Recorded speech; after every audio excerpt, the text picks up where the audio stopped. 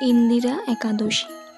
মহারাজ যুধিষ্ঠির বললেন, হে মধুসূদন, আশ্বিন মাসের কৃষ্ণ পক্ষিয়া একাদশীর কি নাম তা কৃপা করে বলুন।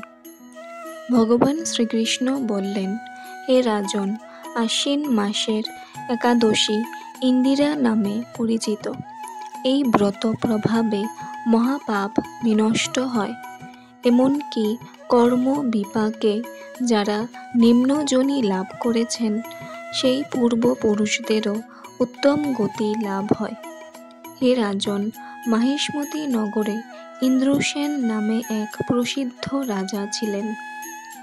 ধর্মবিধি অনুসারে রাজ্য পালনে তিনি বিশেষ খ্যাতি সম্পন্ন ছিলেন। তার বিপুল ধন সম্পত্তি ছিল। পুত্র পৌত্রাদি সহ তিনি সুখে রাজ্য পরিচালনা করতেন। বিষ্ণু ভক্তি পরায়ণ সেই রাজা নিরন্তর শ্রী গোবিন্দ নাম গানে মগ্ন থাকতেন। একদিন রাজা সুখে রাজসভায় বসে আছেন। এমন সময় দেবর্ষি নারদ স্বর্গ থেকে সেখানে এলেন। তাকে দর্শন করে রাজা হাত জোর করে উঠে দাঁড়ালেন। দণ্ডবোধ প্রণাম করে মুনিকে আসন, পাদ্য, অর্ঘ্য আদি ষোড়শ উপচারে পূজা নিবেদন করলেন।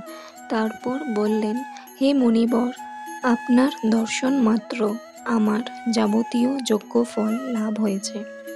এখন আপনার আগমনের কারণ জানিয়ে আমাকে কৃতার্থ করুন। দেবর্ষি নারদ বললেন, হে মহারাজ, অতি বিস্ময়কর এক কথা শ্রবণ করুন। আমি একসময় যমলোকে গিয়েছিলাম। সেখানে যমরাজের সভায় বহু পুণ্যকারী আপনার পিতাকে দেখলাম। ব্রত ভঙ্গ পাপে তাকে সেখানে যেতে হয়েছে। হে রাজন, আপনার পিতা যে সংবাদ প্রেরণ করেছেন আমি এখন তা আপনাকে বলছি। তিনি বললেন, হে ঋষিবর, মাহিষ্মতির ইন্দ্রসেন রাজা আমার পুত্র। তাকে বলবেন যে আমি বহু পুণ্য অনুষ্ঠান করলেও কোনো কারণবশত জমালয়ে আসতে বাধ্য হয়েছি। আপনি কৃপা করে তাকে সর্বপাপনাশক ইন্দিরা একাদশী ব্রত পালন করতে বলবেন। সেই ব্রত প্রভাবে আমি নিষ্পাপ হয়ে স্বর্গলোক যেতে সমর্থ হব। এই কথা জানাবার জন্যই আমার আগমন। হে রাজন, আপনার পিতার মঙ্গল বিধানে আপনি যথাবিধি ইন্দিরা ব্রত পালন করুন। রাজা জিজ্ঞাসা করলেন, হে দেবর্ষি, সেই ইন্দিরা ব্রতের বিধি কি? কোন তিথি বা কোন পক্ষে এই একাদশী ব্রত করা কর্তব্য তা কৃপা করে আমাকে বলুন। দেবর্ষি উত্তর দিলেন, হে মহারাজ, আশ্বিন মাসের কৃষ্ণপক্ষে দশমীর দিন শ্রদ্ধা সহকারে প্রাতঃস্নান করবেন। মধ্যাহ্নে ভক্তি ভাবাপন্ন হয়ে পুনরায় স্নান করবেন এবং রাত্রিকালে ভূমিতে শয়ন করবেন। পরদিন একাদশীতে রাত কৃত্যাদি সমাপন করে নিরাহারে থাকবেন। ব্রতের নিয়মাবলী দৃঢ়ভাবে পালন করবেন। হে পুণ্ডরীকাক্ষ, হে অচ্যুত, এই শরণাগতের প্রতি কৃপা করুন। এইভাবে শ্রদ্ধা সহকারে শালগ্রাম পূজা করে পিতার উদ্দেশ্যে ব্রতের ফল অর্পণ করবেন।